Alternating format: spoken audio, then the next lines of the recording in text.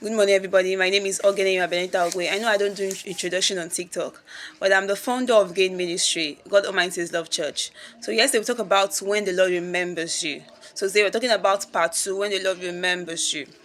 And our biblical verse is taken from Esther 7 and Esther 5. But I want us to read Esther 5 first. I love Good News Version, so I'm going to be reading Good News Version. 3 days later, Esther dressed in her royal robes and went to the inner court of the palace in front of the throne. The king was sitting there facing the doorway, and he was happy to see Esther. He held out the gold spectre to her. When Esther came up and touched the tip of the spectre, the king said, "Esther, what brings you here? Just ask, I'll give you as much as half of my kingdom." That brings us to the first point, which is this 8 point actually, because we talked about 7 yesterday. You will be asked whatever you want when the king remembers you. You'll be asked whatever you want when the king remembers you. Esther entered into, let me give you a backstory to this. A man plotted to kill Mordecai because Mordecai refused to bow to him. I talked about that yesterday because Mordecai is a Jew, and Jews are commandments, which is true Israelites. We are the true Israelites. Our commandment is that we shall not bow to any other God except God. So there was no way Mordecai could kneel down for a man because the king said so. So he was willing to dare the consequences. So a man discovered, and now a man is a very proud man, so he discovered, and now said, no, I'm not only going to kill Mordecai, I'm going to kill all the Jews. So when king gave him the power to be able to do that, they gave information, they put information everywhere, plastered on all languages at that time, that this is what will happen, which is on the 10th, I think it's on the 10th month or 12th month, but I'm going to check on that. That they will be, because it talked about it on the first month, but it gave them time that it's going to kill them on the 10th or 12th month of that year. So Mordecai saw it and tore his clothes. The only days where they mourn or the way they ask forgiveness, they tear their clothes and then sit in ashes, and wear sackcloth and sit in ashes. So Mordecai was doing that. Esther, which is his cousin, if you read Esther, you know the way Esther goes to the palace was through Mordecai. Well, we're talking about that. We're talking about when God remembers you. We're still going to talk about different parts. This is part 2.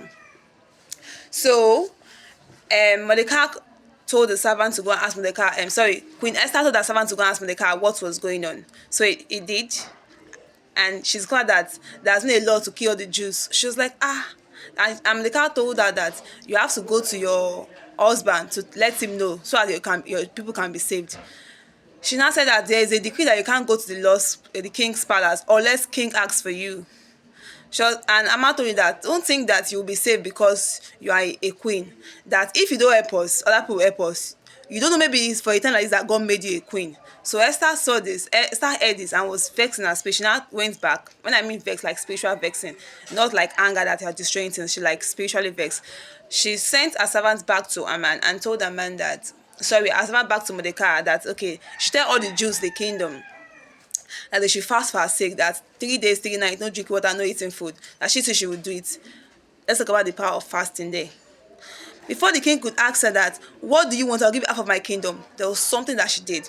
In Matthew 17 verse 21 says, this kind goeth not by prayer and fasting. This kind goeth not but by prayer and fasting. There are some things that you fast and pray to break out. I remember when I discovered my calling, it was when I was doing 40 days fasting and prayer. I was really sick for about almost 2 months plus. Like, I've never been sick in my life for that long. I think the last time I was so sick like that was before I gave my life to Jesus Christ, and that was the once I've ever been sick, and that was because I was depressed, and depression turned into sickness. So this year I was so sick. 2 months, I was like, Jesus, I was fasting, but it was not working. I knew God was calling me to an higher place. So I went to the hospital, I did tests, which I don't usually do. That's the first time I was doing tests, just to discover, and everything came out, nothing was wrong with me. But I knew that there was something. So, but I also knew it was a spiritual attack because I was poisoned. But so I decided to go for a 40 days fasting and prayer because I know that there's something God wants to show me. I need to break something. I need to seek something. So I did 40 days prayer and fasting, which I did. I think on the 16th or 20th, I can't remember. And God gave me the go-ahead to start this ministry. Even though I didn't understand at that time, I could have started this ministry since maybe earlier July or June.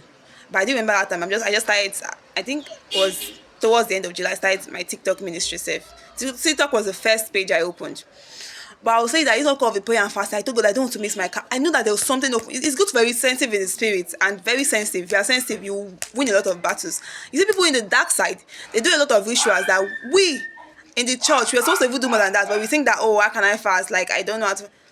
You can, if you can do 6 to 12, do it. You can do 6 to 3, do 6 to, I prefer you do 6 to 6, because just try. But if you cannot, if it's 6 to 12, but tell God that, God, I'm going to go without food for a so amount of time. So I did that for 40 days, and that's when I was able to break through. I could be able to hear when what God was telling me and when to start. Do you know that we are in a month whereby there's a judgment galore, and also this is also the season where God's going to raise His people, His army. I'm sorry for the dog barking. So this is also the season. So you cannot afford to miss your cow season. Esther knew that she could not get, even though the king loved that, she found favor on his side. She understood that she still had to fast. So able to break. She didn't fast alone. She fasted with all of her people are Jews. We're in one accord. This is the power of unity also. You need people that can pray with you and fast so you can break. So there's something that needs to be broken. So the king asked her, what does she want? Anything she wants. Equally, you know how King Caesar was wealthy. Imagine your husband is so wealthy, he owns the world. You now say, ask me anything. You're an orphan. You didn't have anything in your house, and he married you without nothing. He said, ask me anything. And she was able to say, don't worry, king. You have to also be a wise woman, a wise man. You cannot jabber like that. You need to pray to God and ask God. I was listening to a pastor, they asked his member, Apostle Messiah, he said, if I give you 3 million now, what will you do? The lady could not say anything. Most of us are like that. If they give you 3 million now, what will you do? Because you don't have what to do. If they give you 3 million now, I have a list of things that I need to do for the kingdom. So sometimes God cannot give you kingdom money or give you something he knows that you will destroy it. Imagine if Queen Esther was like Queen Vashti, that she was lusting after power. God will not even allow that offer to come to her. If you read down, because we don't have time and I have only 10 minutes on TikTok. If you read it down, you would discover that Queen Esther said, no, don't worry, king. There's on that meeting. She was willing to serve him, make him very happy, so that when she asks what she wants to ask, she'll be justified and answered. So now let's go to Esther 7. So the king and Haman were dining with Queen Esther and drinking wine for this. That's the second dinner. And the king again asked, Esther, what can I do for you? Just ask. I'll give you as much as half of my kingdom. So when the king remembers you, the 8th is that he will ask you whatever you want. Anything you want at that time will be given to you. Now, Esther answered, Your Majesty, if you really care for me and you are willing to help me, you can save me and my people. That's what I really want, because a reward has been promised to anyone who kills my people. Your Majesty, if you were merely going to be sold as slaves, I would not have bothered you. Who would dare do such a thing? The king asked. The king was really furious, because now the power is working for our good. Esther replied, that even Haman is the one out to get us. Haman was terrified. Can you see?